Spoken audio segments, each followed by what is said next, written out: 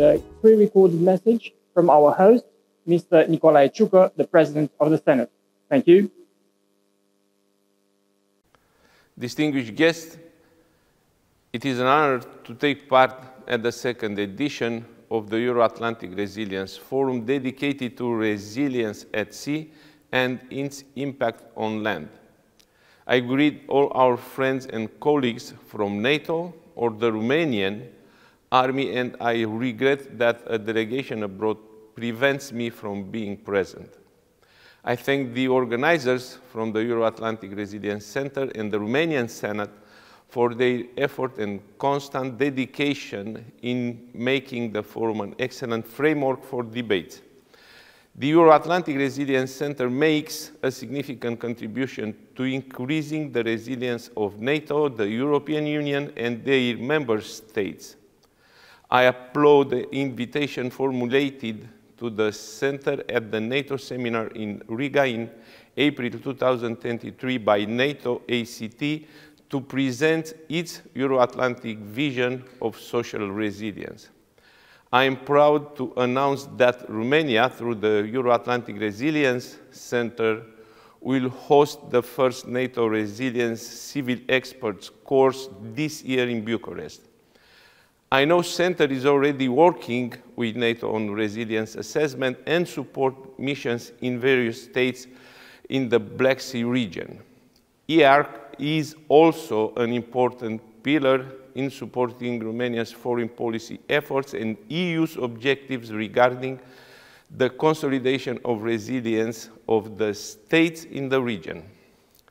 The Center contributes to the activity of the EU Civilian Support Mission for the Republic of Moldova, whose mission is to strengthen the resilience of the security sector in the field of crisis management and to counter hybrid threats.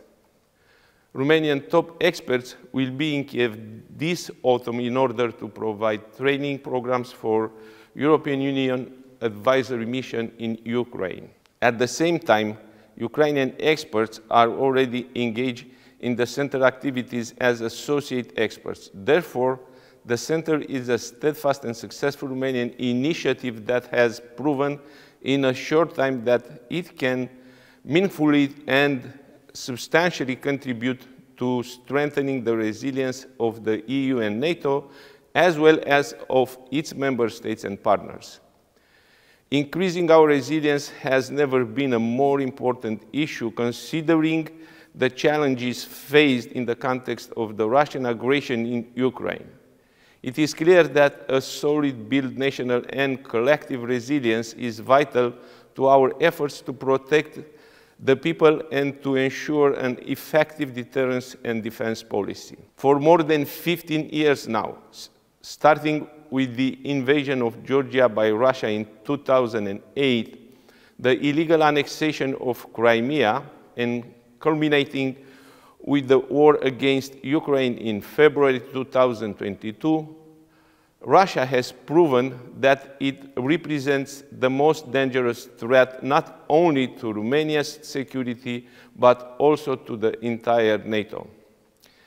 In this general framework, strengthening Romania's resilience is essential for the security challenges that may arise in the next period, starting from increasing the response capacity to hybrid threats.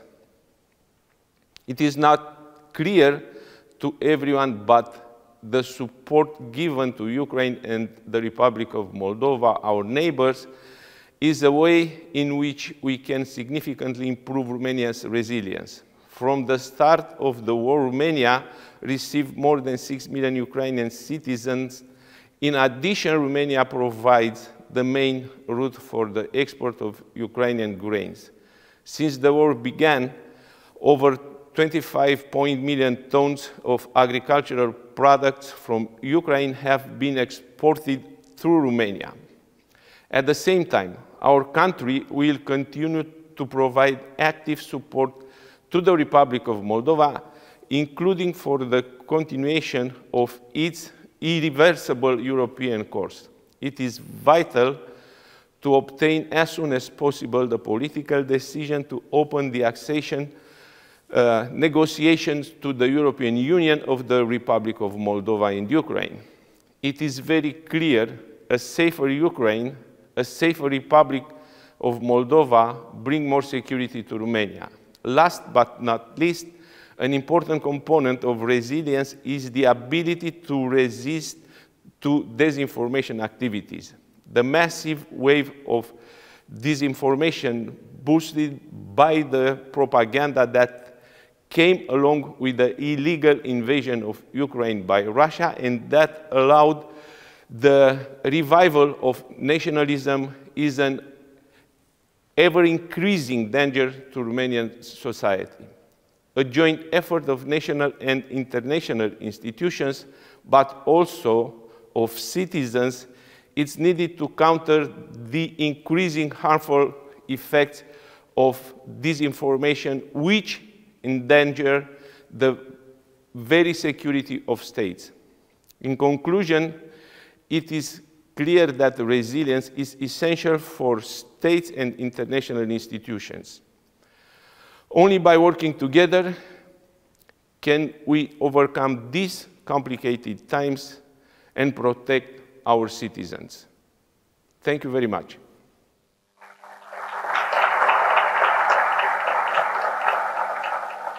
We thank the Romanian Senate for very kindly hosting us. We are going to have a very important government meeting in a very short time, so we are extremely appreciative of the time that the ministers made to come and join our event and address us. It is my pleasure to give the floor to the Romanian Minister of Foreign Affairs, Luminita Odobescu, the coordinator and leader of our team, and one of the creators and supporters of the Euro-Atlantic Resilience Center. Please, let's welcome Minister Luminita Odobescu.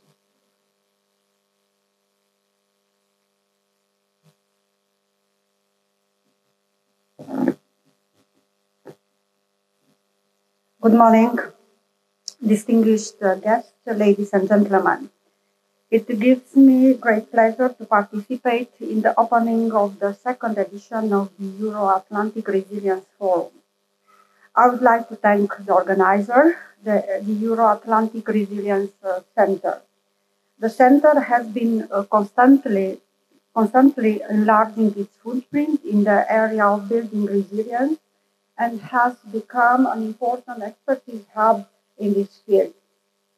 The subject that you will discuss during the forum are extremely relevant because the current geopolitical context remains of great concern.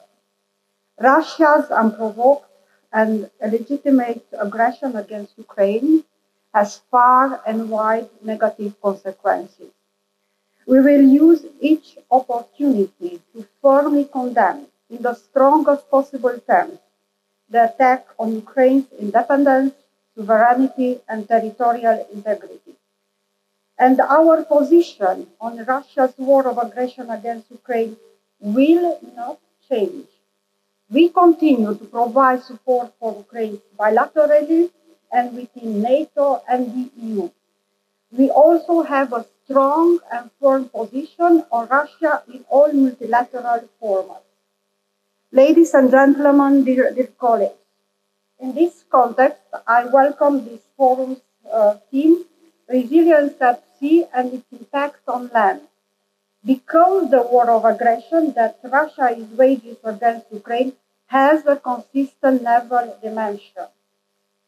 The war highlighted Russia's strategic goal of having the Black Sea region in its sphere of influence, not only as a getaway to other regions, but also as a means to maintain world power status. This is why, more than ever, resilience at sea is of utmost importance, and it has undeniable consequences on land. Resilience at sea is not only about military campaigns, it also has a major civilian component, as the Black Sea region is a critical supply and transit hub for a wide array of goods. One of the most cynical hybrid tactics used by Russia is weaponizing food. It is breaking the basic principle of freedom of navigation.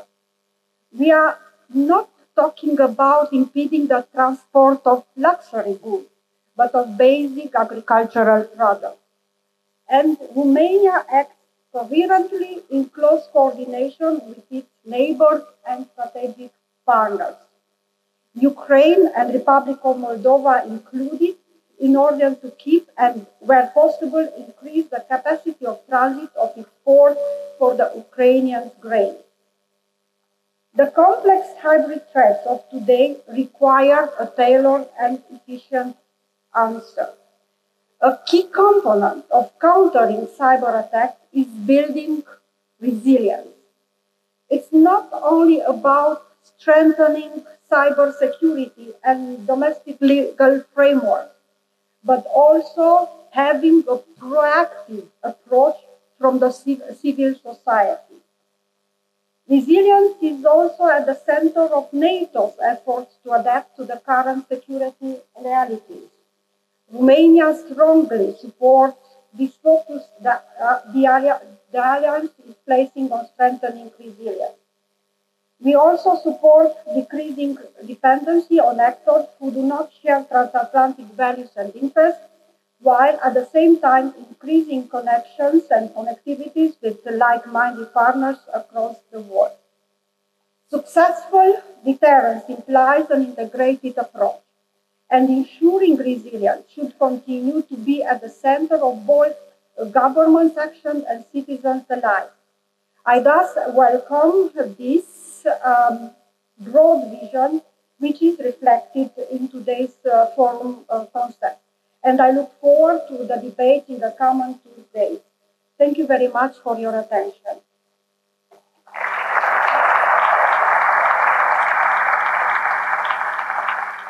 We salute the steadfast and strong support of the Romanian government for our centre. And it is my pleasure to give the floor to the Secretary General of the government, Mr. Mircea.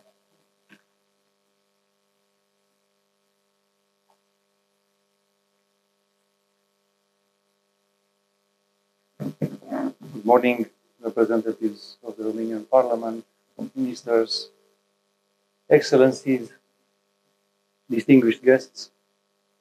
I'm very honored to participate in this very important event and to be able to address a very short message on behalf of the Romanian government.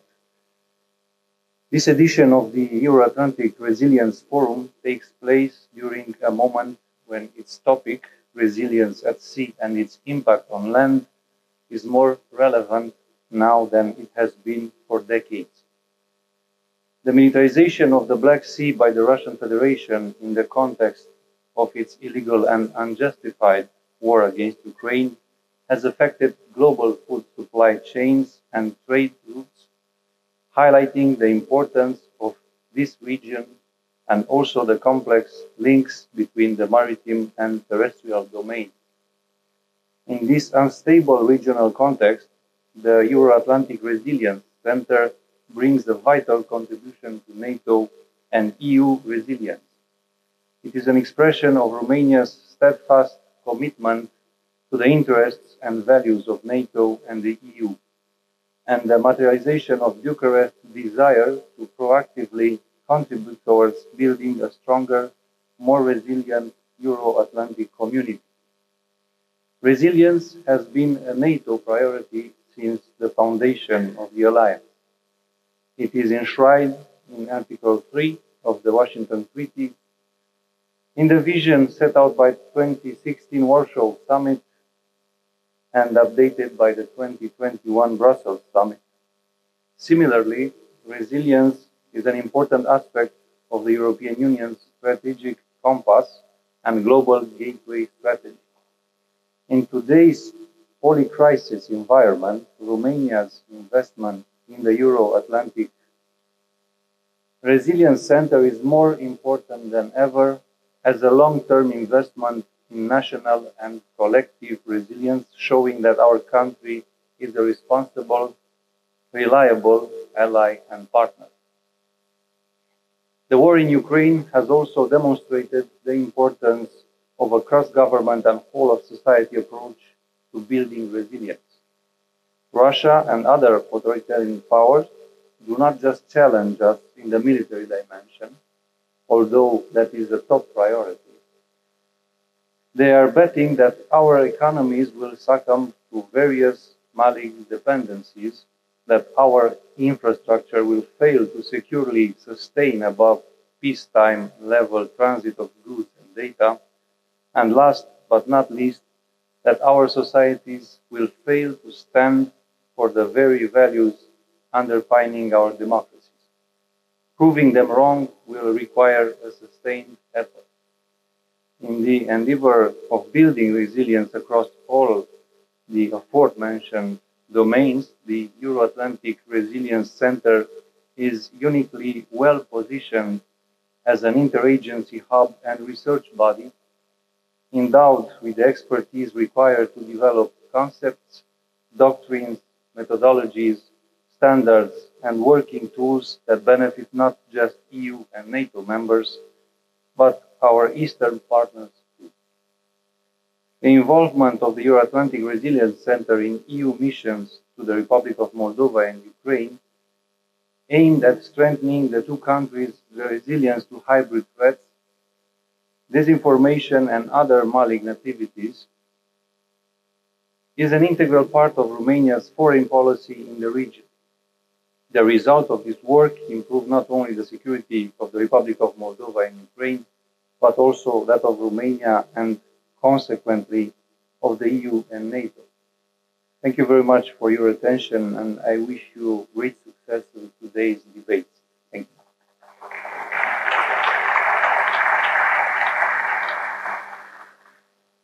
Development and sustainability are critical aspects of resilience. So it is my pleasure and honor to welcome the Minister of Development, Mr. Adrian Veștea.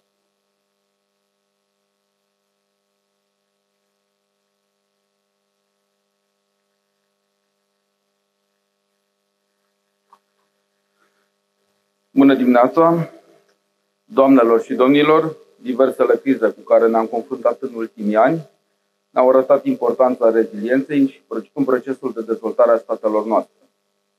Pandemia de COVID și conflictul geopolitic din vecinătatea noastră ne-au făcut să înțelegem cât de fragilă poate fi dezvoltarea, Europa fiind expusă la o inversare a tendinței de creștere și o ușoară depreciere a standardului de viață. Ca urmare a acestor șocuri, devine esențial ca în toate sectoarele prioritare dezvoltarea să fie nu doar sustenabilă, ci și rezilientă în fața eventualelor crize, indiferent de natura lor. Pentru a răspunde acestei exigențe, este necesară asumarea angajamentului politic de a implementa la nivel central și local practici de dezvoltare rezilientă prin alocare de resurse consistente în cadrul programelor naționale și europene gestionate. În acest scop ar trebui extinsă integrarea principiilor rezilienței în cadrul strategiilor de dezvoltare la nivel național sau sectorial, ca o condiție esențială a procesului de creștere, ținând cont că investițiile în reziliență sunt investiții pentru o dezvoltare durabilă. La nivelul Uniunii Europene, mecanismul de redresare și reziliență oferă statelor membre o oportunitate extraordinară de a-și consolida capacitatea de adaptare la situații de criză și gradul de pregătire și de a construi infrastructuri pe principii de adaptabilitate, robustețe și flexibilitate în acord cu prioritățile europene de dezvoltare. Comisia Europeană a susținut și a încurajat permanent aceste eforturi prin oferirea de sprijin pentru crearea și dezvoltarea de mecanisme reale în vederea consolidării capacității regionale și naționale de reziliență. Ministerul pe care îl conduc coordonează 4 componente din Planul Național de Redresare și Reziliență, componenta 5, valul renovării, componenta 10, fondul local, componenta 11, turism și cultură și componenta 15, educație. Investițiile de reziliență planificate în cadrul acestor componente își propun să finanțeze lucrări de îmbunătățire a eficienței energetice, consolidare seismică și reducerea gradului riscului la incendii. De asemenea, finanțăm investiții pentru reziliență la schimbări climatice, prin asigurarea infrastructurii pentru transportul verde și dezvoltarea rețelei de școli prietenoase cu mediul. Programul Național de Investiții Școli Sigure și Sănătoase, care se derulează în perioada 2023-2025 și are drept țintă proiectarea și execuția de lucrări de intervenții la clădirile unităților de învățământ preuniversitar de stat pentru consolidare seismică, dar și pentru creșterea eficienței energetice a acestora, este un alt exemplu al preocupării guvernului român pentru recuperarea decalajelor față de standardele actuale în construcțiile de utilitate publică. De asemenea, prin Programul Național de Consolidare a Clădirilor cu risc seismic ridicat, a intrat în luna august într-o fază de implementare accelerată și are ca obiect general realizarea lucrărilor de intervenții necesare clădirilor care prezintă niveluri insuficiente de protecție la acțiunile seismice. Voi insista și pe clădirile de patrimoniu, spitale, școli, instituții publice, dar și pe clădiri rezidențiale aflate în risc, pentru a diminua semnificativ eventualele tragedii într-o regiune a Europei afectată serios de cutremure în ultimii ani. Nu în ultimul rând, aș vrea să menționez Programul Național de Investiții Angel Salini, care finanțează modernizarea și reabilitarea infrastructurii de interes local în scopul dezvoltării României, prin realizarea unor investiții esențiale care să sprijine reziliența, nivelul de pregătire pentru situații de criză, capacitatea de adaptare și să stimuleze potențialul de creștere al țării noastre. Salut faptul că instituții și oameni de calitate din atâtea state membre ale NATO și ale Uniunii Europene colaborează și dialoghează pentru a împărtăși cunoașterea și experiența în cadrul unor platforme care cooperarea pentru dezvoltare sustenabilă. Fiecare contribuție este binevenită, iar identificarea de soluții pentru provocările cu care statele noastre se confruntă noastre euroatlantice. Vă mulțumesc!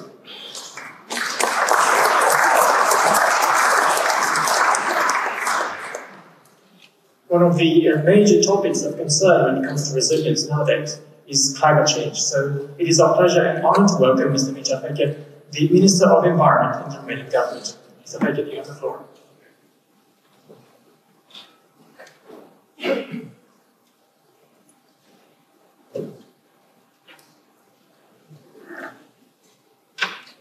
Distinguished guests, ladies and gentlemen, it's a great honor for me to be here today at the Euro-Atlantic Resilience Forum, which this year have a very important global theme, resilience at sea and its impact on land.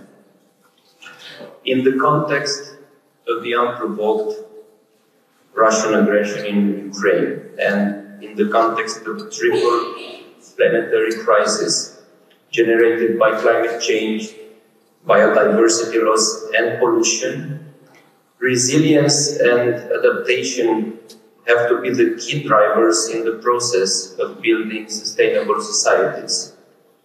I believe that this year's theme of the forum is addressed to the common challenges affecting the maritime area with the far-reaching consequences to the global level that require coordinated and global responses. Ladies and gentlemen, as you know, climate change has become one of the most concerning issues of our times. Extreme weather conditions, floods, severe storms, along with acidification, marine pollution, biodiversity loss have become increasingly urgent challenges in this decade.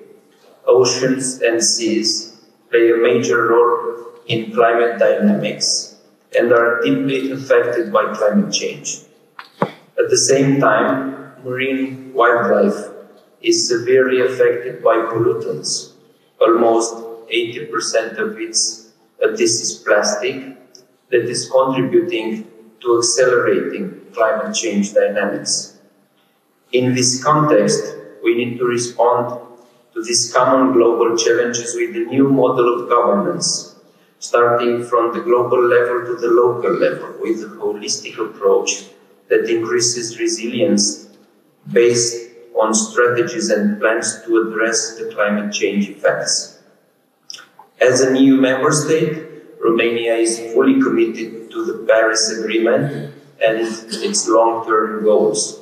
Romania has joined to the other EU countries in the concerted effort to achieve the ambitious goals of the European Union in terms of climate neutrality. In this way, Romania's long-term strategy for the reduction of greenhouse gas emissions, which will soon be adopted by the Romania's government, foresees the achievement of climate neutrality at the national level in 2050, being a strategic document that envisages climate neutrality at the national level, reaching a 99% reduction in net emissions compared to the 1990s level. Romania is also updating its integrated national energy and climate plan in line with the objectives set out in the strategy.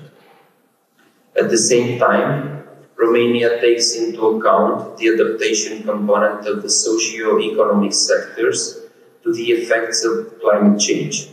In this way, we developed the National Adaptation Strategy and its National Action Plan that promote nature-based solutions to encourage sustainable development. We have to implement successful models we have achieved, such as the outcomes of the UNIA 5, regarding the adoption of the resolution on plastic pollution, the resolution on establishing the science policy panel for the sound management of chemicals and waste, on the nature-based solutions resolution. We consider that the implementation of these resolutions will play a significant role for biodiversity conservation, climate change mitigation, and adaptation. We also place specific attention to the sustainable management of our coastal and marine waters to achieve and maintain the good ecological status of the Black Sea, considering that one of the challenges we face is marine pollution. In this regard, Romania supports the achievement of progress at the third meeting of Intergovernmental Negotiating Committee to develop a legally binding instrument on plastic pollution, including in the marine environment. Distinguished guests, ladies and gentlemen, in order to reduce the environmental impact of plastic, as an EU member state, we've developed specific policies against plastic pollution in line with the ambition targets of the EU. We strongly believe that we have to urgently tackle the global environmental challenges. We have to accelerate collectively the actions to address the triple planetary crisis. Let me conclude by saying that Romania will remain in solidarity with other states in the fight against the multiple planetary crises, and it will provide full support in ensuring the implementation of the priorities assumed at regional and global level. I wish you a very fruitful discussion. Thank you.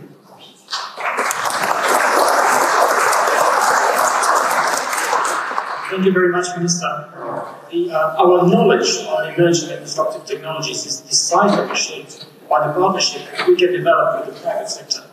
Often a more daring actor in the field of research and innovation than the government sector. We are honored and happy to have with us our long-term partner, the CEO of Vodafone, Mr. Achilleas Kanaris. Mr. Kanaris, you have the floor.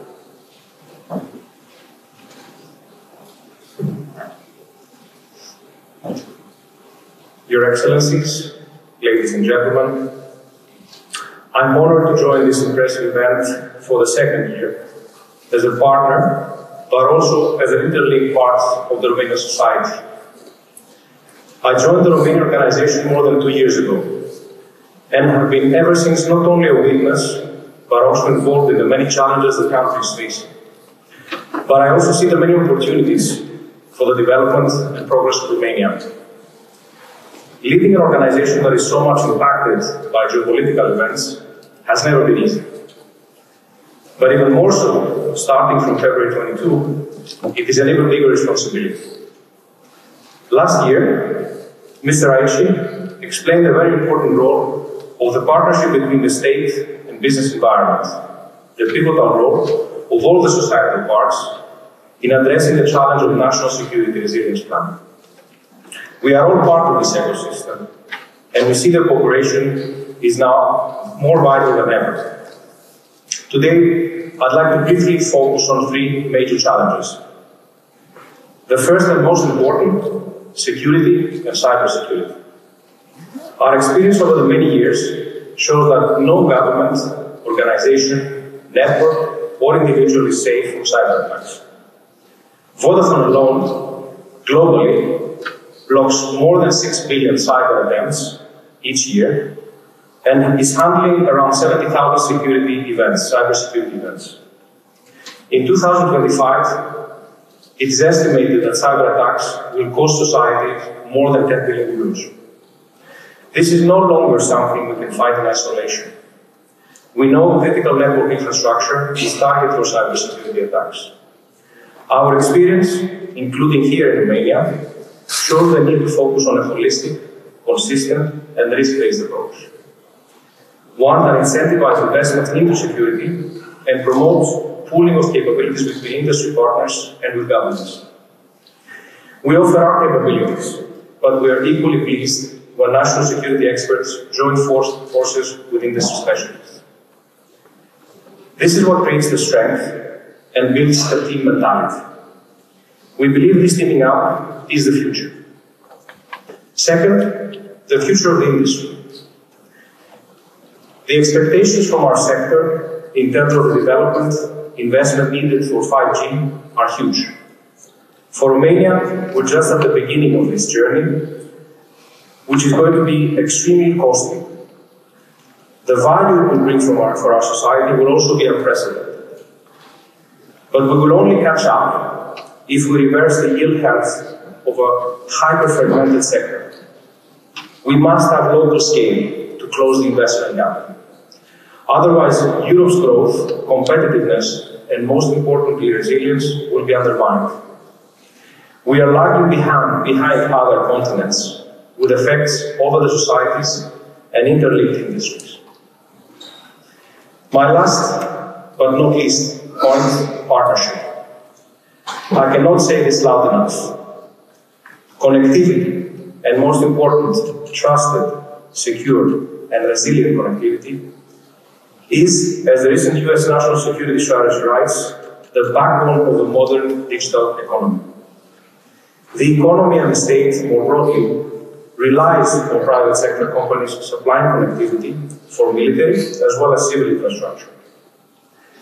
As the geopolitical environment shifts, as we are seeing, this backbone is increasingly at the front line of hybrid warfare. With this context, Vodafone is leading conversations about building resilience across infrastructure against hybrid threats, brought into sharp focus considering Russia's invasion of Ukraine. This discussion is with national agencies in all our markets and key global capitals and with our technology partners. At an institutional level, we are engaged with NATO and new transatlantic mechanisms such as the EU-US Tech and Trade Council in aligning on new technology standards.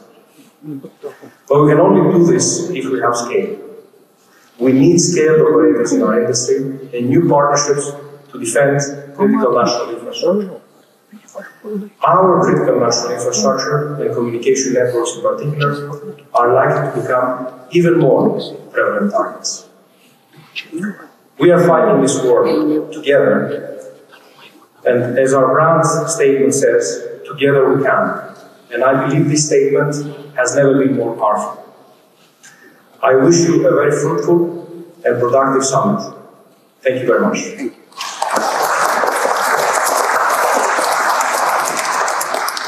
Thank you so much, Mr. Kanaris. The partnership we have with Vodafone is one of the most solid and is producing events of great importance. Thank you so much for your support.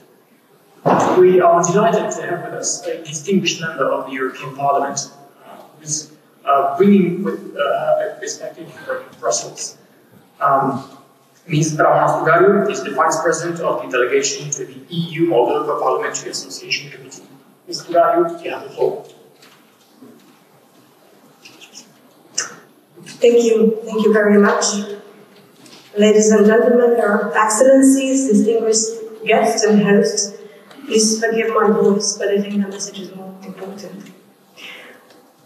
I am delighted to address you in this session of the Euro-Atlantic Resilience Forum in a format which I see as a very important opportunity to reaffirm Romania's shared commitment to safeguarding the stability, security, and prosperity of the Euro-Atlantic community. Today we gather not only as representatives of our respective institutions, but also as partners, united by a common purpose, to confront together the myriad challenges and also seize the opportunities ahead. We find ourselves at a critical moment in history where our common project for peace and prosperity is tested in unprecedented ways. We face these challenges, then, equipped with the best possible frame for maintaining peace, security, and safeguard democracy. NATO and the European Union, born from the ashes of 2 world wars and built on the principles of cooperation, mutual support, and defense, but also on shared values and the commitment to setting concrete milestones to achieving this project of peace and economic prosperity. In this era of rapid change and complex global dynamics, resilience has emerged as a defining attribute of our states and institutions. Resilience is the ability to adapt, to endure, and thrive in the face of adversity.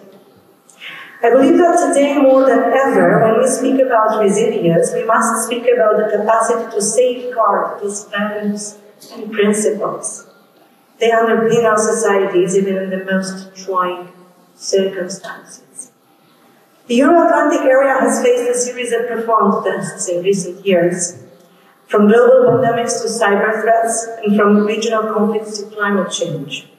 Every time we address them in different formats, including at this forum, let us also analyze together the ways in which our democracies can remain robust, inclusive, and responsive to the needs of our citizens, on how we build democratic resilience by nurturing civil society and protecting the rights and freedoms that ultimately define our way of life. The Euro-Atlantic community itself is built on the pillars of democracy, the rule of law, and human rights. However, Russia's brutal war of aggression against Ukraine is a stark reminder that these pillars are not invulnerable. And their defense requires continuous efforts from all stakeholders involved, except perhaps extremists, populists, Putinists, and others alike, who are rubbing their hands with joy every time we fail. At European level, we have already started last year a reflection process with the Commission's Defense of Democracy Package Initiative, aimed at strengthening democratic resilience against foreign interference, building on the guidelines that emerged during the Conference on the Future of Europe. At the same time, there's a growing realization of the fact that we need to prioritize democratic resilience also internally in the Union. Challenges to this resilience come from within Europe as well. We need to find ways to ensure an enabling environment for civil society and human rights defenders, and promote their consistent involvement in lawmaking and policy-making processes. We need to protect and empower free media and investigative journalists who fight for the truth, often at great personal risk. This is why 2 of the initiatives that I'm responsible for in the LIBE Committee in the European Parliament, the Anti-SLAPP Directive and the European Media Freedom Act, are so important. They deal directly with media pluralism, editorial independence, protection of journalists. Fighting corruption is also crucial for ensuring the resilience of our societies. Corruption not only damages our economies, but also corrodes the very fabric of our societies.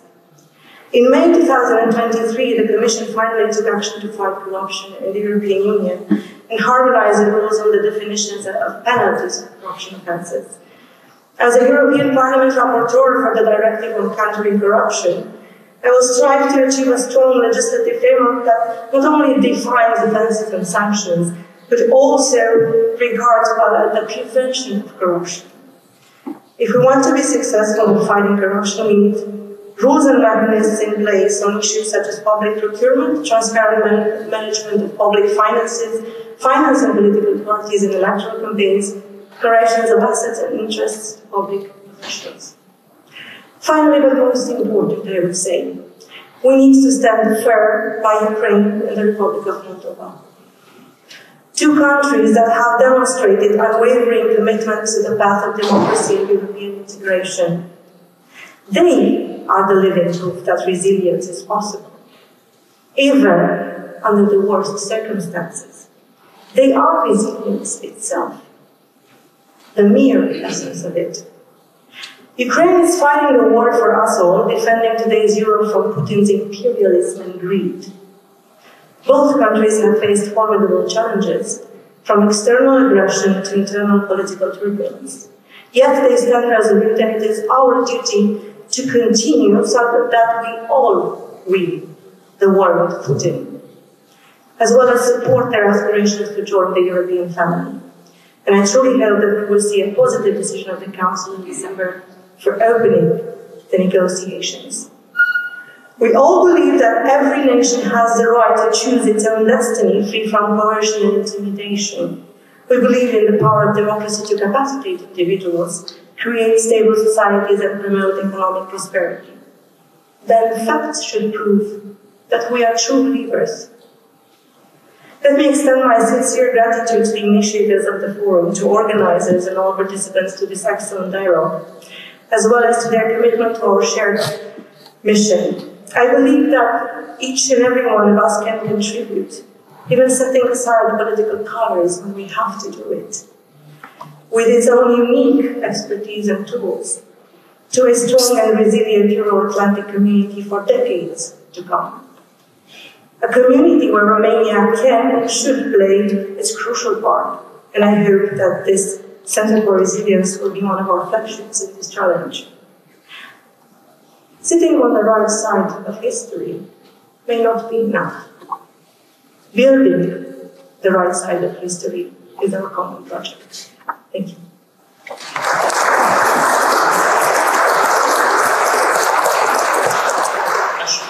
Now, it is a great pleasure for me to welcome a dear friend of the Centre and a person with whom we have been engaged in many projects in the past, and we will engage in the future.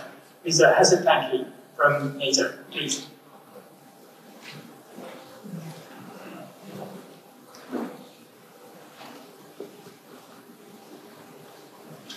Many thanks, Christian.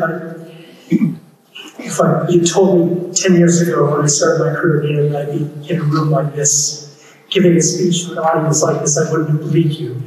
But here I am. It is a real pleasure to be here. Excellencies, ladies and gentlemen, to be here for the second iteration of the Euro-Atlantic Resilience Forum, to be back in Bucharest with friends and colleagues. It's a delight for me to share NATO's perspective on a subject that I think really underpins, from a NATO perspective at least, our core tasks. But I think in a broader sense, listening to the speeches that I've heard today, resilience is becoming kind of a key underpinning of security policy in general. It's an instrument to think about security broader than just defense. But what I will talk about is a little bit more on the defense side of things, because after all, to work on resilience, which means lots of things to lots of different people, you need to have a starting point. And from a NATO perspective, that starting point, increasingly certainly with the events we've seen in the last year and a half, but also since 2014, when Russia launched its illegal annexation of Crimea, that is collective defense. Before I dive in, I want to thank the Euro-Atlantic Resilience Center and let's say our Romanian hosts who have really been champions to advance this resilience agenda. not just nationally and not just in NATO, but also in the European Union, at the United Nations, and in various other fora. And I think this forum, given the themes that you have, really helps a community that is developing to stop admiring problems and start acting on them. And if there's anything I'd like to sort of impart with you today, is that you walk away from this with an idea for what you want to do about these problems instead of simply admiring them. Now, as I mentioned, resilience is a buzzword. It means different things to different people. And from our perspective, it's a concrete way of driving adaptation because we live in disruptive and chaotic times. Now, just a brief step back into history, because the Alliance has always taken what we used to call civil emergency planning very seriously. This is anchored, as one of our speakers said today, in Article 3 of the North Atlantic Treaty, which requires allies to be individually and collectively ready for an armed attack. But after the Cold War, those structures that underpinned all of that planning withered away. NATO shifted its attention. But since 2014, we've repurposed and come back home in many ways. But at the same time, it's not simply about going back to the future. It's about broadening and repurposing civil emergency planning or civil protection to think broader about the kind of security threats we face. There's been a lot of concern, and again, this morning there's been this really good discussion already about the diverse and sophisticated array of threats we face: cyber attacks, disinformation, terrorism, economic coercion, sabotage. Many people call it hybrid warfare to describe how our adversaries will target our societies and institutions well below the threshold of armed conflict.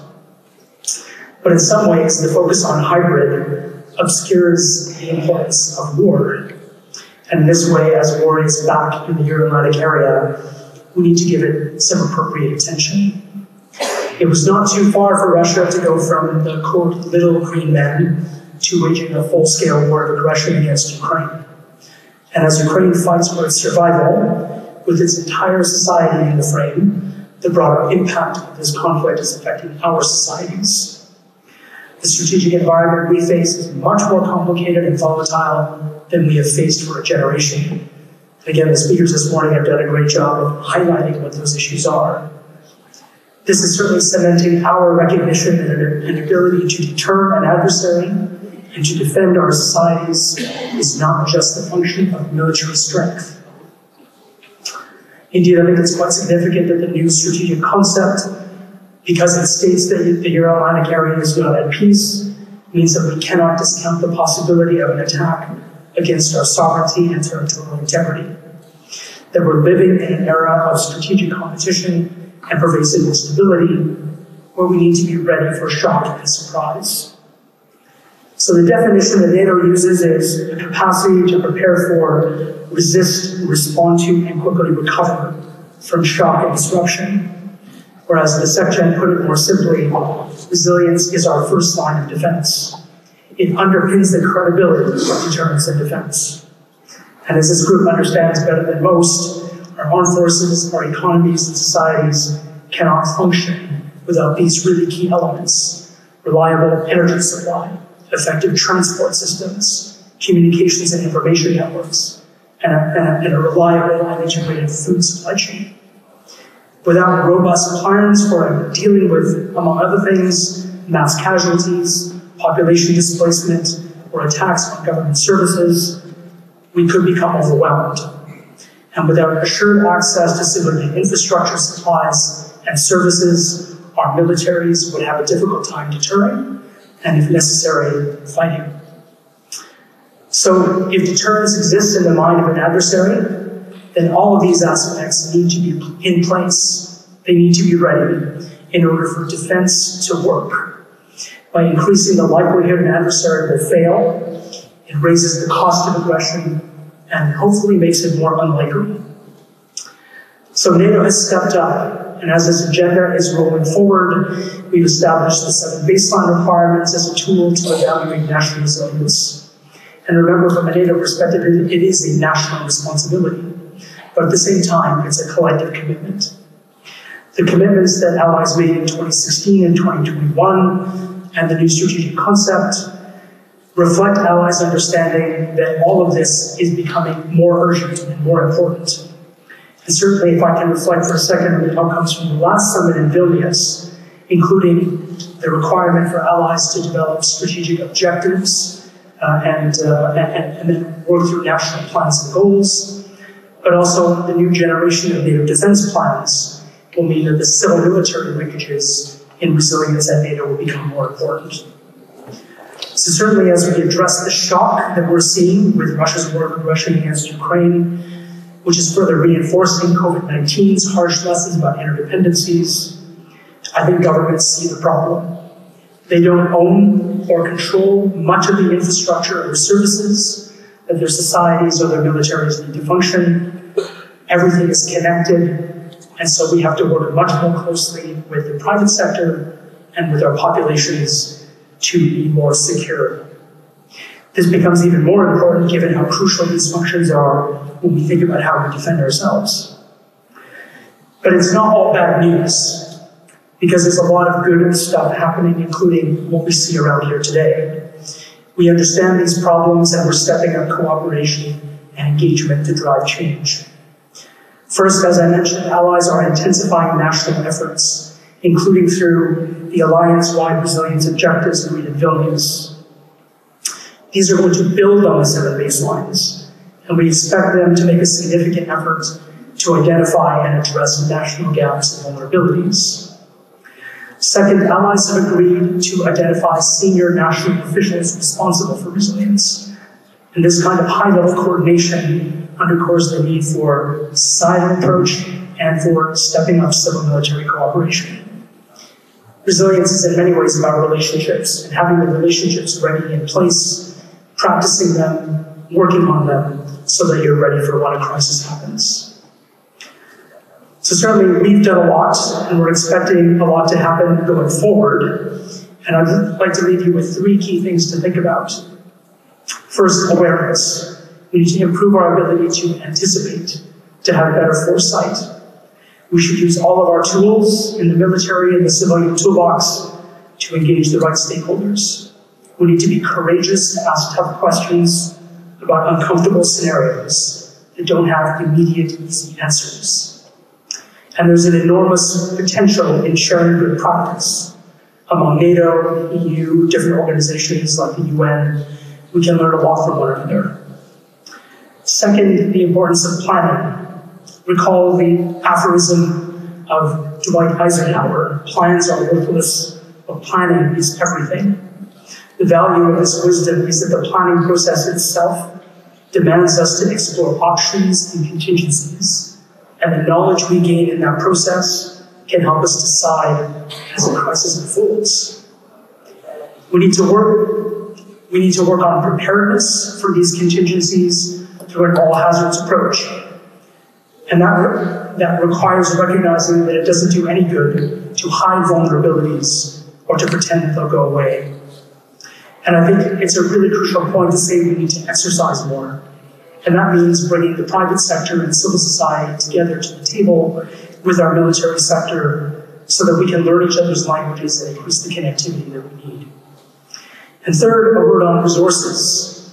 All of these are words until you can actually make priorities and make investments. Resilience can often mean the opposite of efficiency. You need to spend money, and you need more resource at hand. For a defense planner, and I'm a defense planner, if you have 2, then you have 1. And if you have 1, then you have none.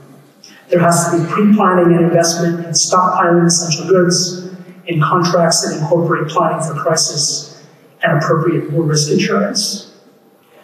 And we need to remember that people make all of this happen. We've seen in recent years the impact of compounding crises on the workforce in many critical sectors: healthcare and transport, the public sector, and even in our armed forces. So people are going to be essential, and putting the right people in the right places with the right authorities will pay great dividends. So at the beginning of my address, I talked about champions. These champions are needed across governments and military structures, in international organizations, in commercial entities, and among our populations, champions like yourselves. And you can use the concept of resilience as a handrail to guide work into the future, to drive adaptation, particularly of the mindset, the way we think, to develop strategy and policy, to build capability, and to bolster the will and the spirit of our people.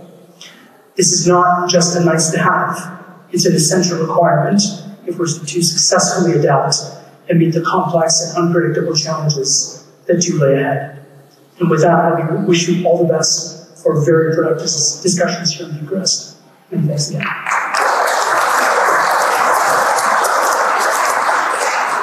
Thank you again so much, Mr. Thankey, for the important insights and for the fruitful thought.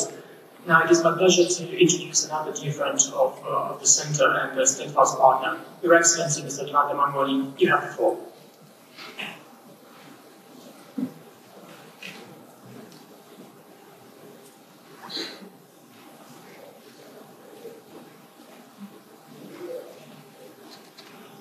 Thank you very much, and thanks to President Raeschi for inviting me to the second edition of this forum. I congratulate the Euro-Atlantic Resilience Center for the consolidation of its mission, and also recall your successful visit to Rome last March when you met with the most important Italian think tanks, policy planning, and Foreign Ministry, Defense Ministry, and also a visit to the UN COESCO Excellence Center in Vicenza, and also for the dialogue that you had with the Foreign Affairs and Defense Committee of the Italian Senate last June.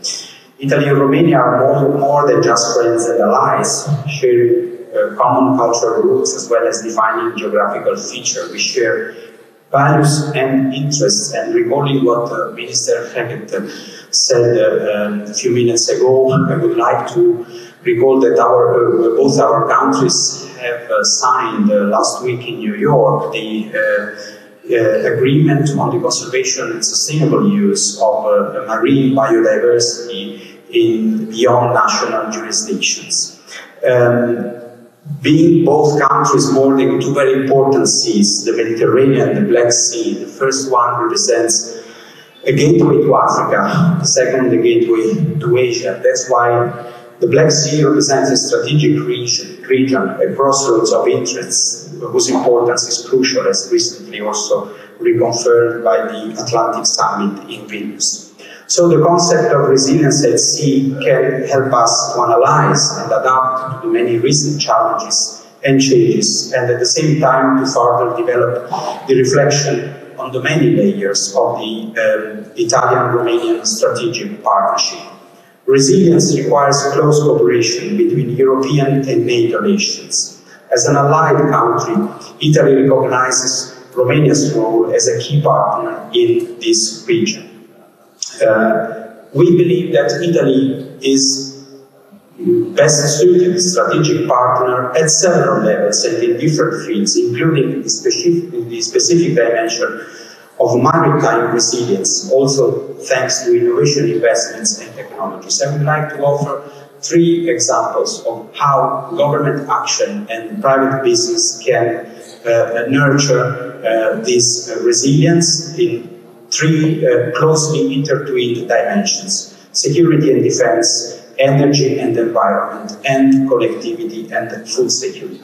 As for hard security, Italy has been one of the main contributors to the NATO enhanced air policy area South mission in the Black Sea, with Task Force Air Gladiator mission ending last July.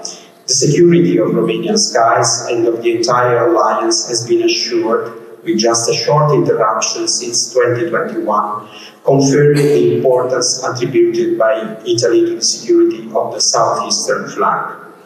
The mission has taken place in the framework of a strengthened Italian military presence in Eastern Europe, employed in deterrence and training activities in Bulgaria as NATO battlegroup framework nation, Latvia and Hungary.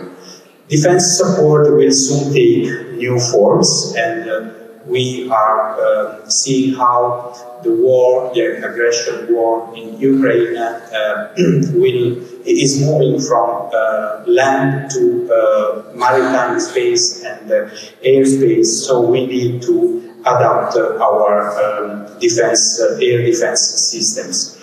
I would also like to recall the successful visit a few days ago by Defense Minister Angel Tilber to Rome, showing once more how deep and fruitful can be our relationship in the field of defense. Coming to the energy resilience, this is another area of fruitful cooperation between Italy and Romania. And I would like to mention the recent contract awarded to an Italian company, Saipem, for the construction and installation of the Neptune Deep infrastructure, the largest natural gas project in the Romanian Black Sea. We are happy that the partnership between our countries will be instrumental to make possible that Romania becomes, by 2026, the first natural gas producer in the European Union. Part of this work will be managed from the Technology Center of Saipem in Ploiești. And I would also like to recall the role of Ansaldo Nucleare in the development of the Cernavodă nuclear power plant and the investment in certified carbon neutral steel by the Italian multinational Beltrame Donovan. Italian companies, Italian firms are also involved in feasibility studies for the realization of the Black Sea submarine cable project, an innovative construction through Romanian waters that will integrate the Caucasus and Caspian regions much more closely with Europe and strengthen our continent's internet connectivity. Also, these investments, in my opinion, are further evidence of the strong alignment between Italy and Romania and represent a virtuous model in resilience, both countering climate change and ensuring energetic autonomy. Another important area of cooperation refers to connectivity, which covers several areas of interest, from trade transits to food security. Here, Italian companies' knowledge and innovation capacity have contributed and continue to foster Romanian prosperity in this context. I make reference to the completion of the Braila Bridge, one of the major infrastructural projects in Europe, carried out by an international consortium led by the Italian company Webuild. We are willing to strongly contribute to the development of Romanian infrastructures and also act as a strategic hub for the reconstruction of Ukraine and accompanying the integration into the European Union of Moldova and Ukraine. So this is an impactful project that will have a very strategic significance. Let me also congratulate Romania for hosting the recent 3Cs initiative, which Italy continues to follow with strong interest, as highlighted by the participation of our Deputy Minister for Enterprises to the Business Forum side event. Last but not least, food security. Food security is absolutely crucial. We need to improve food security of the poorest countries and communities in the global south. I would like to acknowledge in this respect and praise Romania's efforts to improve Ukrainian grains export to foreign markets through the enhanced capabilities of its Danube River port facilities. As for Italy, we have hosted the second Mediterranean Ministerial Dialogue on Food Crisis and also an important conference in the margins of the FAO last July. I would like to conclude by stressing the renewed emphasis and impulse that the Italian government is trying to put on the creation and strengthening of equal footing partnerships with countries of the enlarged Mediterranean to address on a new basis the common challenges and build together development opportunities that will allow us to extract the maximum of the potential of this region. Italy is naturally vocated to be a bridge and connect different parts of the Mediterranean. We have highlighted the spirit and the objectives of our foreign policy agenda in the framework of the International Conference on Development and Migration hosted last July. And in this context, I would like also to recall the importance to the exercise of the MET dialogues that at the early November and beginning of November will come to the 9th edition, the most important multilateral platform focused on Mediterranean as an integral component of the Italian commitment to sustain a positive agenda for the enlarged Mediterranean. I wish to thank you very much.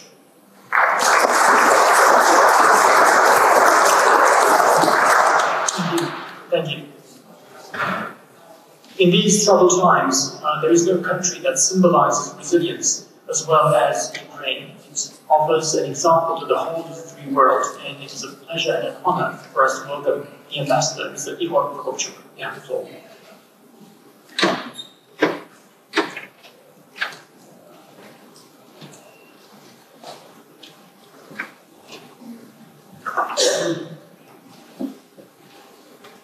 Excellencies, ladies and gentlemen, distinguished participants of the forum. It is my distinct pleasure and honor to participate in this important event, Euro-Atlantic Resilience Forum 2023. I thank the organizers for the invitation, and at the very outset, I would also like to express my profound gratitude to all who have supported and continue to support Ukraine with firmness and a sense of common purpose. Today marks 582 days since the start of Russia's full-scale and brutal invasion into Ukraine.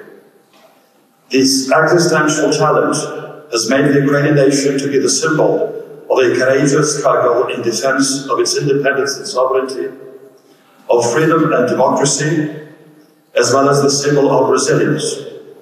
Resilience of the people, of the government and military, of economy, energy sector, cyberspace, and other domains.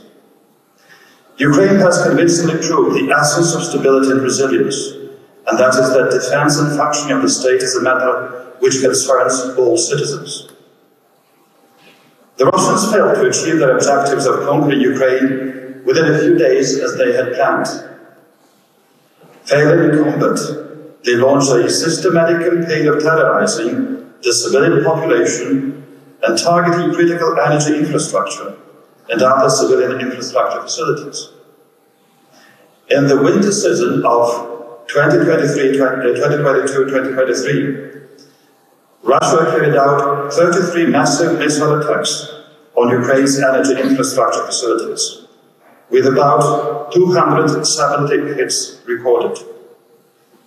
24 generation facilities, mostly power plants, half of the transmission system substations and trunk power grids were affected. Russia's attacks on Ukraine's energy system caused losses worth over $18 billion as per estimates of the UN Development Program and the World Bank. And Ukraine has shown exemplary resilience in coping with these attacks and their consequences. We have many indications that Russia will try to repeat its terror against Ukraine's energy sector. We appreciate all the assistance provided by countries around the globe last winter and look forward to similar support in the forthcoming winter season. The government of Ukraine and allied countries have allocated $2.3 billion to restore and protect the energy sector. Preparation for the heating season is entering its final stage. Ukraine and Ukrainians have shown their strong will and endurance, coping with long hours of blackouts, but our collective efforts and investments are needed to ease the pressure on the civilian population. Strengthening Ukraine's air defense capabilities to protect energy facilities from Russia's attacks must be a critical part of these efforts. Ukraine has set an example of coping with challenges to to transport system. As Russia's forces invaded Ukraine, the railways operator, Ukrzaliznytsia, and its staff stood firm and focused, helping evacuate more than 5 million people, including more than 1 million children, from the war zone. As Russia withdrew unilaterally from the Black Sea Grain Initiative last July, it turned food into a weapon by resorting to destruction of Ukraine's port infrastructure and grain storage facilities with missile attacks. Over 280,000 tons of grain, 105 port infrastructure facilities were damaged and partially destroyed since Russia withdrew from the Black Sea Grain Initiative. As a result of the attacks on the ports of the Danube cluster and the blockade of the seaports, the export of grain cargoes to the countries of Asia, Africa and Europe was reduced by almost 3 million tons per month. Russia's blockade of Ukraine's food export by sea clearly reveals its objective of endangering global food security, putting under severe risk countries dependent on Ukrainian agricultural products. This is an area which demands sharp focus and resilience of Ukraine and the world community. It is necessary for all countries, especially those in Africa and Asia, which are most affected by rising food prices, to take joint global actions against Russia's food terrorism. The Black Sea Grain Initiative should resume its work, but not at the expense of blackmail and fulfilling Russia's whims.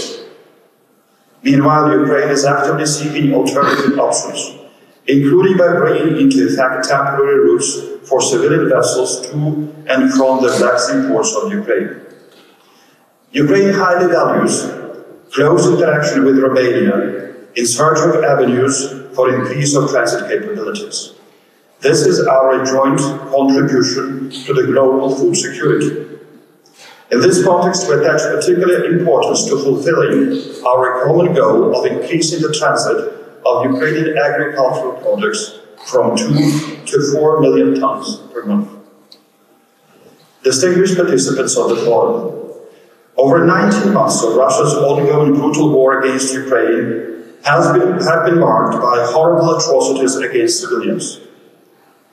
Terrorist attacks on civilian housing, mass executions, torture and kidnappings, rapes, forcible deportation of thousands of Ukrainians to Russia, including separation and deportation of children. The vast body of evidence collected by prosecutors of the International Criminal Court allowed them to issue arrest warrants on Vladimir Putin and one of his accomplices. Russia's war against Ukraine has brought horrible destruction and devastation, which has been estimated at $411 billion and is increasing. The number of civilian infrastructure sites damaged and destroyed has exceeded 124,000. Ukraine has become one of the most mined countries in the world. About 1/3 of Ukraine's territory are potentially dangerous because of Russian mines and UXOs. These and other tragic and severe consequences have not undermined resolve and resilience of the Ukrainian people. Their faith in the political leadership of President Zelensky, in the Ukrainian Defense Forces, in the victory over the aggressor. And fighting against the aggressor, Ukraine is also making big strides in reforms to achieve the goals of joining the European Union and NATO. Steady progress towards accomplishment of these goals is an important component of Ukrainians' confidence in the country's future. We very much rely on support of our partners in achieving those goals. Resilience of the Ukrainian nation is inextricably linked to the solidarity, unity, and resilience of the world community in the face of the ongoing Russian brutal aggression. We must together defend the founding principles of the United Nations Charter and basic norms of international law. Ukraine needs the necessary military means to win this war. Financial and economic support, we must more actively proceed to implementing immediate reconstruction projects in the country. Sanctions against Russia work, but we must do more to step up the sanctions regime to deprive the Russian aggressor of revenues that finance the war. In conclusion, I would like to wish a very productive debate during this forum that will advance resilience in the Euro-Atlantic space, but which will also move us closer towards re-establishment of peace in this region. A just and lasting peace underpinned in the foundation by the basic principles of the United Nations Charter. A peace formula offered by the President of Ukraine is a solid basis for such peace. Thank you very much for your attention.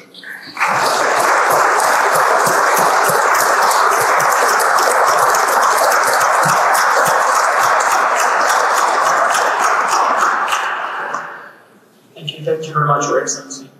Now, the example and the leadership provided by the United States is essential in maintaining a rules-based order and maintaining peace and stability in the world. And we are very happy to have with us the representative of the US Embassy, Mr. Dickerson, Deputy Chief of Mission. Please, you have the floor.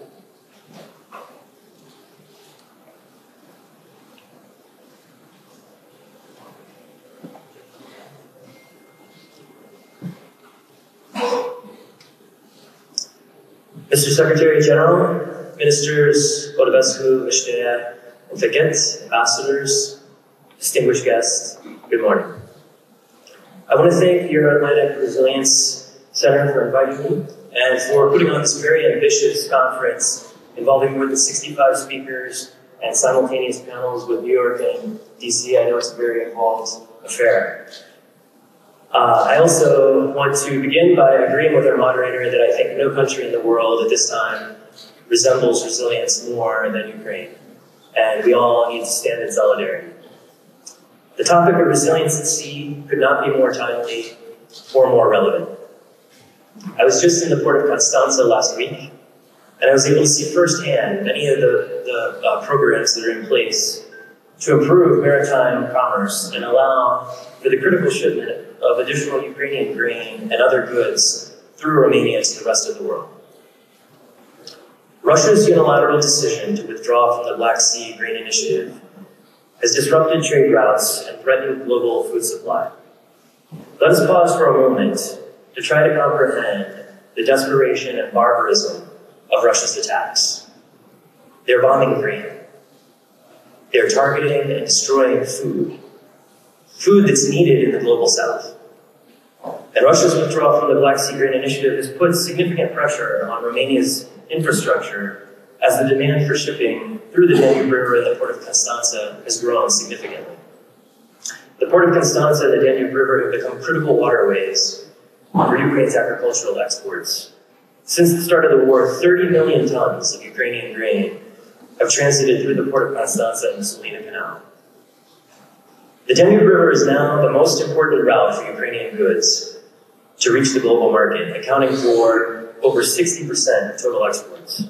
And Romanians can take great pride in the critical role that their country has played both in supporting Ukraine and in averting world hunger. On September 15th, Special Representative Jim O'Brien joined Romania, Ukraine, the Republic of Moldova, and the European Union in a second conference in this format in Constanța to increase the capacity of transport through Romania. Romania once again showcased its leadership on this issue and support to Ukraine by committing to help double the transshipment of grain from 2 million to 4 million tons per month. This will help to counter Russia's efforts to weaponize food through its illegal attacks on Ukrainian civilian infrastructure and its withdrawal from the Black Sea Grain Initiative. U.S. Special Presidential Envoy for Climate John Kerry put it best when he noted earlier this month at the Three Seas Initiative Summit in Bucharest, Russia's war helps focus our work on projects and investments that can reduce Russia's ability to weaponize fossil fuels, food, and other commodities. During the summit, Special Presidential Envoy Kerry announced the U.S. government finalized its contribution of $300 million to support clean energy and resilience across the region. He also highlighted Romania's leadership role in building Europe's first nuclear small modular reactor. The 3 Cs initiative shows that by strengthening the connections between friends, partners, and allies, we can all become more secure, prosperous, and resilient. As demonstrated both in the case of Ukrainian grain and 3 Cs initiative, investing in resilience at sea has a massive impact on land. And our efforts to create employment for people throughout the region, infrastructure, jobs, transportation jobs, security jobs, energy jobs, agricultural jobs, and educational jobs. The topic of resilience is expansive, and I want to applaud Romania for continuing to find ways to focus us on this relatively new field. Romania is making resilience one of the central pillars of its chairmanship of the Southeastern Europe Defense Ministerial Forum. As part of this effort, it included the Euro-Atlantic Resilience Center as the initial SEDM meetings in Timișoara earlier this month, and is laying the groundwork to incorporate a regional project on resilience.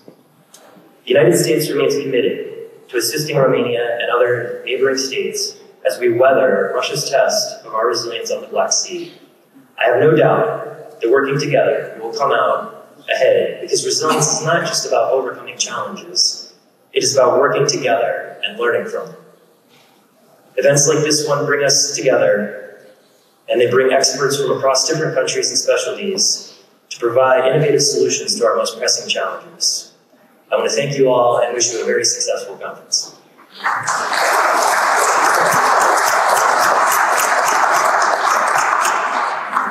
Thank you very much. Now, it is my pleasure to welcome a partner with whom the Centre has already developed a very successful project in the Republic of Moldova. This is Mircea, representing the EU-Moldova. Mr. Sheds, you have the floor.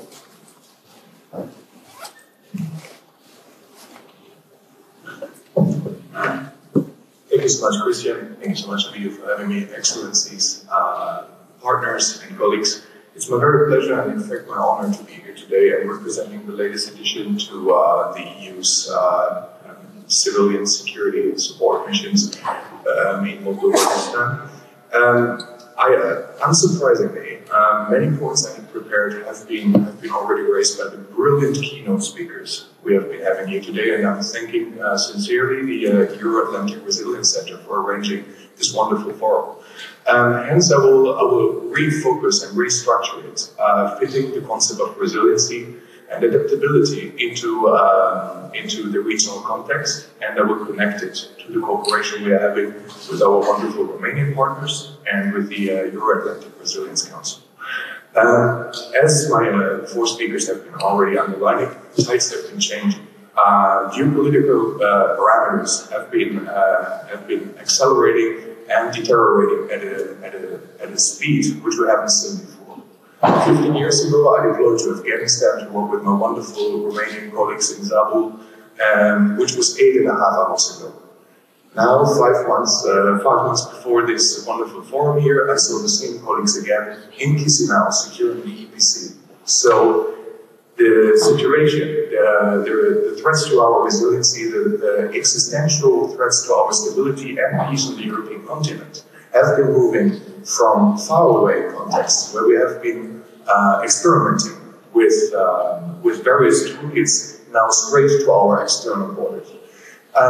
One aspect I would like to highlight is, and I appreciate this forum as an opportunity to further integrate and accelerate our cooperation in resiliency, national security, intelligence, and defense, is that one of the core learnings from EU institutions, but also from bilateral actors and operators on the ground, as myself, is that new times require new approaches. We have been deploying to Moldova at a very rapid pace, and one of the core drivers and leaders in this project, in this endeavor to help an ally in need, in this case Moldova, our external eastern frontier, was Romania. Romania was leading the way and convincing several member states that we now shift from a reactive model into a proactive move. We have been reacting to crises all over the place. We have been deploying to Afghanistan, to the Sahel, to Africa, But now, I think, and here for all of us now together, the EU partnership mission in Moldova signifies, although a very short, a small and a scalable deployment as such, signifies the EU's shift in its common security and defense policy from reactive to proactive deployment, which is, and as my distinguished four speakers have been already outlining, the core requisite to maintain and increase resiliency and to heighten our ability to anticipate and to adapt. EUPM is a small endeavor of encompassing right now only 40 European experts specializing along the lines of detecting and responding to hybrid threats, strengthening the civilian crisis management structures, strengthening the cybersecurity ecosystem, and to enable an integrated national security architecture. This is a bold aim for deployment of only 40 specialists, but here again, the strength lays in the member states we are having around this wonderful table and in this room and in this forum today. What we have been seeing since January, this is when I started to work on Moldova before deploying in March, is that we have seen a so far unseen commitment of not only regional actors, namely Romania, but also European institutions for the first time rallying and integrating, not reacting, but proactively shaping instruments and integrating instruments to avoid a further deterioration at our eastern flank. I think one aspect, and this has been outlined by many speakers already, is that the 24th February last year was the deal breaker when it comes to our geopolitical perceptions. What we are now trying to do in Moldova and going forward in the broader region is that we strengthen resiliency across multiple vectors using the proactive availability of resources of regional actors willing to contribute. We right now intend in a very, very speedy and actual manner, which is not necessarily the way the EU has been responding in the past, is we intend to integrate national capacities. We intend to innovate national security response mechanisms, and we try to increase anticipation and adaptability resources. This would not be possible without dedicated support from member states in a fast and actual manner, and the usage of regional and over-regional expertise. And here I would like to take particularly the Euro-Atlantic Resilience Center. When I deployed in March, within our first 2 months, the work we intended to start looked like impossible to achieve. After deploying to Bucharest, and thanks to the connectivity of the Romanian Ministry of Foreign Affairs, we were able, with a small core team of only 15 people, not focused solely on assessment and framework analysis, as we have been trained in Brussels to do, but to shift instantly the gear into action. The ER team deployed analysts to support our capability. The ER team supported us in our assessment of the crisis management structures. And ER functions as a gatekeeper to Romanian assets, helping us in our work moving forward. A crucial aspect here, and this is something the European institutions have not been used to in the past, is that the urgency, the level of urgency we are facing is much higher than we have seen in previous crises, and it immediately affects the stability and the peace of the European Union on the wider continent. So what we are trying to achieve here is that we are building a plane while flying. While we respond and enable our Moldovan partners to increase their ability to detect, to analyze, and to respond to hybrid warfare. And here we have to underline, it's not hybrid threats. Hybrid threats is something which sounds very softly, and in Brussels is widely understood as disinformation. We are looking at the full set of hybrid warfare, as we have seen the deployment of multiple tools across Georgia in the past, in Armenia, and much more heavily in this part of the world right now. Long story short, what we now try to do is that the EU strengthens its common and security policy instruments, integrates it with member state capabilities, integrating member state tools and expertise, such as in this case the Euro-Atlantic Resilience Center, helping our partners to be actionable, to be able to integrate, to innovate, and to anticipate. And this is crucial in the hybrid warfare landscape we are facing. We are very much looking forward to ongoing cooperation with our Romanian partners. We encourage additional member states to join in an actionable manner our quest to strengthen Moldova's national security architecture, keeping in mind that the next 300 days to come will be crucial for Moldova's security going forward, facing 3 important elections, including presidential and parliamentary, and we have to help our allies to grow stronger and grow more resilient. Thank you so much.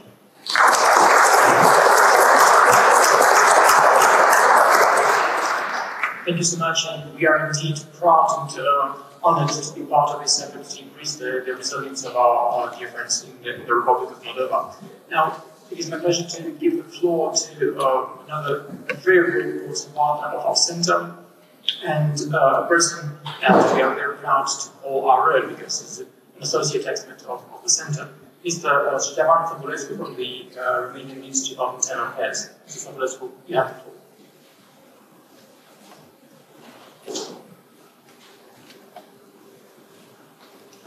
Good afternoon, Your Excellencies, esteemed guests, ladies and gentlemen. It is an honor to be at this international event, the Euro-Atlantic Resilience Forum, for which Romania has become the international hub of global debates on some of the most sensitive issues.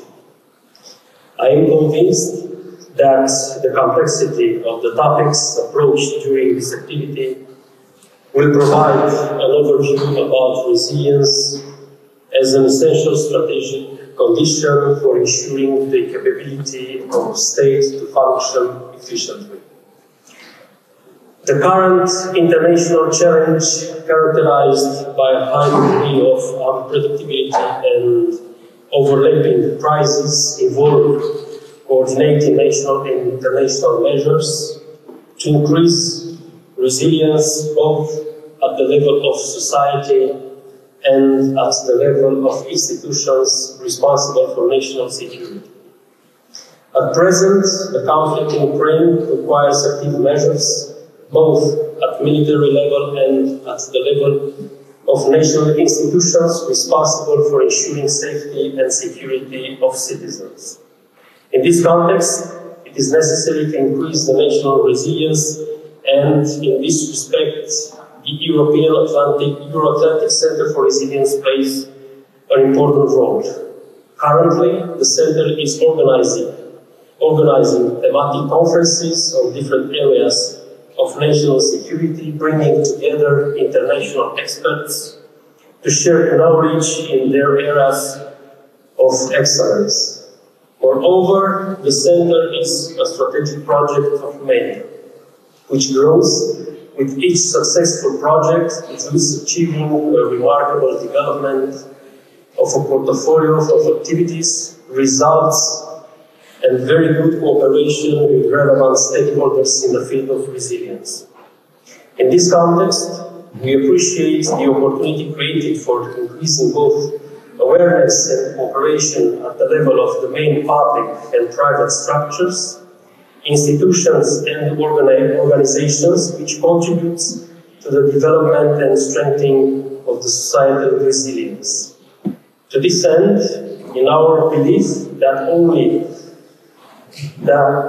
it is our belief that only by making the resilience concept a national endeavor and have it fully synchronized with the ongoing efforts of all our international partners, we will succeed in making consistent steps not only for the successful implementation of this concept, but even further on the path of developing and optimizing the cooperation mechanism between the civil society and governmental institutions. Also, We are aware of the expectation that civil society has from the governmental institutions for immediate and effective response in a crisis situation, a response that guarantees an integrated and efficient management capable of identifying and implementing solutions. For that reason, a crisis situation is always a national effort who demands a whole-of-government approach, keeping in mind that all resources must be put together in order to have a quick response to any challenges. We are therefore convinced that a multi-agency and multi-layered approach is the right answer to consolidate national and international resilience against constantly evolving threats, and we are confident that these debates will contribute to increasing the level of common understanding of current and potential future challenges. Also, the Russian Federation's military aggression against Ukraine has emphasized the importance of Romania's geostrategic position, including the Black Sea region, which is a strategic pillar of national foreign and security policy. I will present you only one figure. 6.2 million of Ukrainians came in Romania since the February last year till this morning. In the end, I want to assure you of our full commitment to actively contribute to the steps taken by EU-Atlantic Center for Resilience in common future projects and necessary proceedings in order to strengthen national resilience. Thank you very much.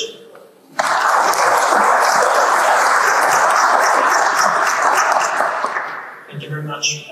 An essential partner of the Center is the Romanian Ministry of National Defense, and it's my pleasure to welcome Mr. Brigadier General Florin Marian Park, who is the head of operations in Romanian Armed Forces.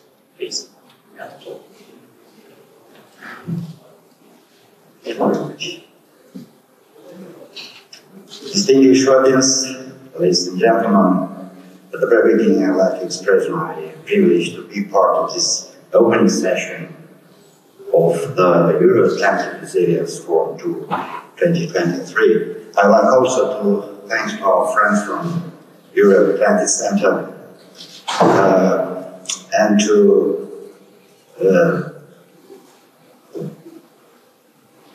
congratulate them on behalf of Defense Staff for organizing this event. And also would like to reaffirm our deep appreciation for your constant effort in developing the resilience framework.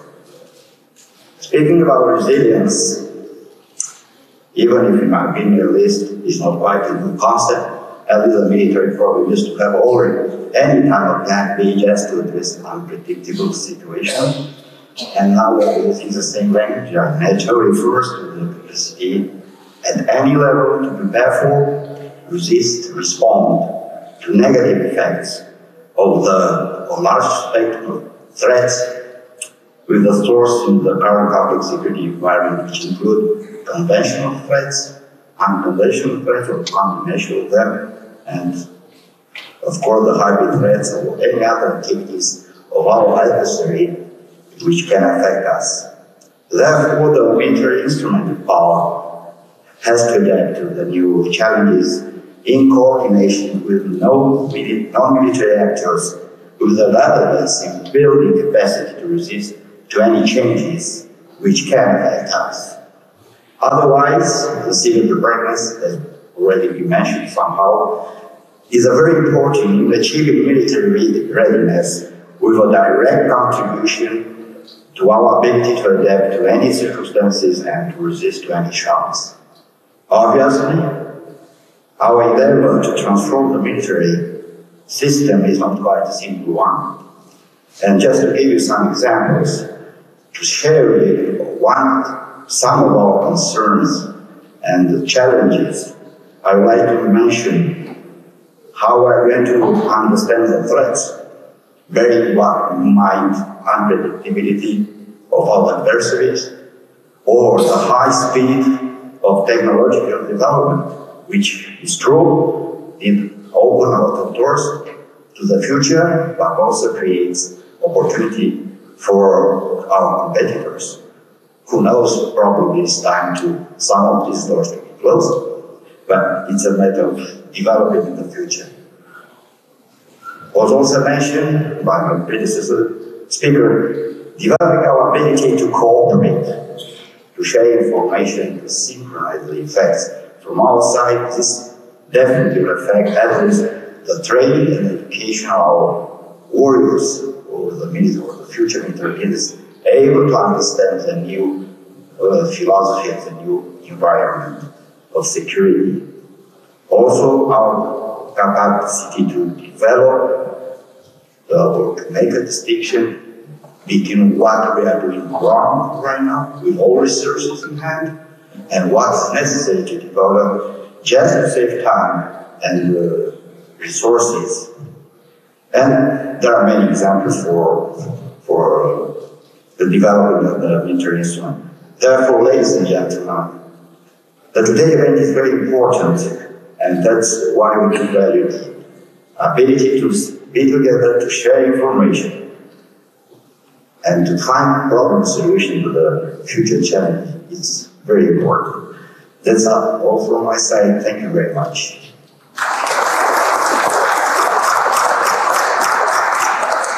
Thank you very much.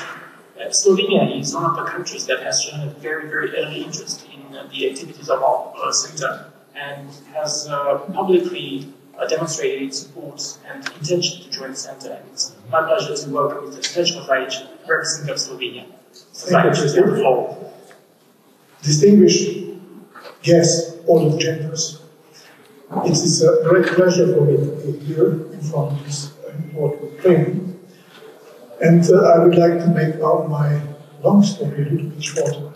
So I say resilience is a national responsibility, but globalization has brought a new enigma to the world. Are we smart enough, trained and organized enough to put the pieces in the right place? Are we playing the same game? Is it obvious that there are more than two different images to be constructed at the same time? Which one is under our control and which one controls us? For centuries, we have explained our life in a holistic way, but now we must deal with something hybrid, constantly changing, not following yesterday's rules and customs, or using them all at the same time, the same way. Civilian populations that are better prepared for emergencies are more resilient. No one can deny the truth of this simple message. A well-trained human body, supported by healthy food and physical exercise, is more resilient. Both the social body and the human body need attention, care, and preparation. Preparation for what? For known and well-documented threats, and for many unknown threats from gray and dark areas.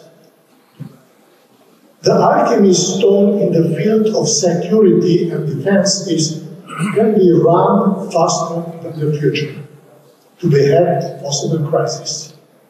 Sometimes yes, sometimes no.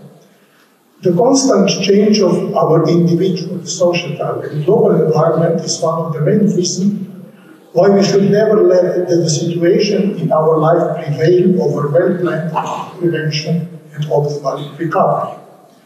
No one can predict an earthquake exactly, but engineers can design, and people can build a house that can withstand the strongest earthquake in the area. It is based on planning, good data, science, policy, and smart investment of an ever-limited budget and resilience. We already heard that we must invest. The idea of a new hybrid, digital, supersonic, quantum, big data, Internet of Things, pandemic, and so on, is the idea of tailoring a shield for a person, local community, for a global community in the fastest possible way, and changing it in the next moment. It sounds so simple. The better educated and organized citizens are, the more resilient society will be. Societal resilience is the sum of individual resilience. An active citizen is a building block. The comprehensive understanding of resilience is close to understand the need to be prepared and to resist to a terrorist attack. If there are no serious threats, or they are not detected, or they are detected but ignored due to various reasons, for many governments the picture paints like a distant threat to someone else. We don't need centers of excellence. We don't need smart young people. And we don't need experienced old-fashioned warriors. We can order on Amazon, eBay, Alibaba, whatever we need together with security and defense against threats. We need a cluster of centers of excellence. We need generations working together. We need everyone available in the same time, in the same place. Imagine we are in Ukraine. In the Republic of Slovenia, the Minister of Defense, we will be proud if we can be active part of a story that starts in Bucharest and has a future. Failures and success. The last many more, but failures make us stronger. So thank you very much.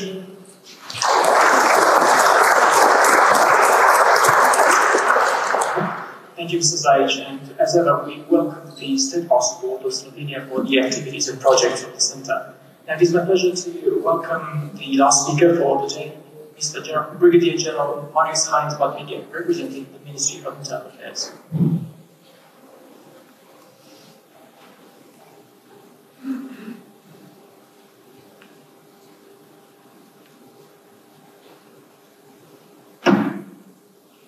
First of all, good morning to you all, and thank you for inviting me at this forum, and please allow me to greet the distinguished audience. In my opinion, it couldn't be a more appropriate moment to discuss resilience, an additional reason to welcome the scale of this event as well as the level of participation of the participants. Going further, it is also my honor to present to you the message of Mr. Secretary of State, Dr. Adrian, Head of the Department of Emergency Situation within the Ministry of Internal Affairs. Mr. Adrian regrets that he is not present today, being on a mission abroad this week. So, just by looking at the responsibilities of the Ministry of Internal Affairs, whether we talk about integration in emergency situation, public order, civil protection, fighting crimes, securing borders, managing the crisis generated by a massive influx of refugees or migrants, or the rapid decay of the regional security environment, the priorities in the field of resilience have aimed at increasing the level of preparedness, both from the perspective of the appropriate endowment with intervention means and equipment, as well as by diversifying and increasing the level of expertise and procedure of intervention actions. To date, more than €1 billion has been invested in increasing the level of preparedness. This piece of information is important because when we address the resilience issue, we cannot talk in terms of cost efficiency, but in terms of redundancy, robustness, or of managing strategic stockpiling of goods that are not for everyday use. Moreover, the management of the international medical emergency caused by COVID-19 pandemic has also provided us with many tough lessons for improving the level of preparedness. Currently, the context of the invasion of Ukraine by Russia has drawn the attention to the fact that in the future we must prepare for increasingly complex scenarios which go beyond the scope of natural disasters, which also involve managing domino effects as a result of neighboring conflicts. When we talk about strengthening resilience, we are fully aware of the need for a collective approach at the level of NATO and the EU, respectively, a whole of government and a whole of society approach on an internal level aimed at intensifying civil-military cooperation. Another important thing that needs to be mentioned is that the Ministry of Internal Affairs coordinates the interinstitutional working groups for the implementation of the NATO Resilience 7 baseline requirements. Also, the Ministry ensured the representativity for the horizontal working party for the EU Council, enhancing resilience and countering hybrid threats.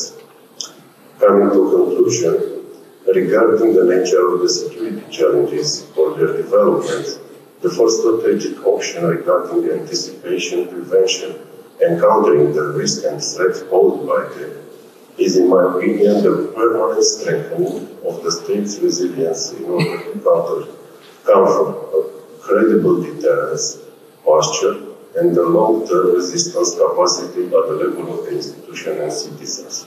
This also goes within the EU and NATO, keeping in mind the right proportion, of course. At the end, I congratulate ER for sustaining efforts in the last 2 years to strengthen resilience and raise awareness of its importance nationally and internationally. Thank you very much.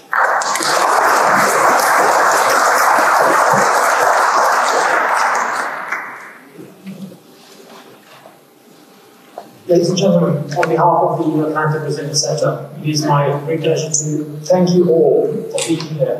And I'd like to thank our distinguished guests and speakers for honoring us and giving us so much to think about. Now, this event would not have been possible without the support of very important partners. And again, let me thank the Romanian Senate for very graciously hosting us, the Romanian Ministry of External Foreign Affairs, whose help has been instrumental in delivering an event which is global in footprint, and Vodafone, who has very graciously been our strategic partner. Also, we would like to thank the sponsors and the other partners, the NGOs, who have been instrumental in delivering a very important event that I hope you will get to enjoy over the next 2 days. And now, we have the pleasure to invite you to continue discussing the ideas that we have been presenting here for the coffee.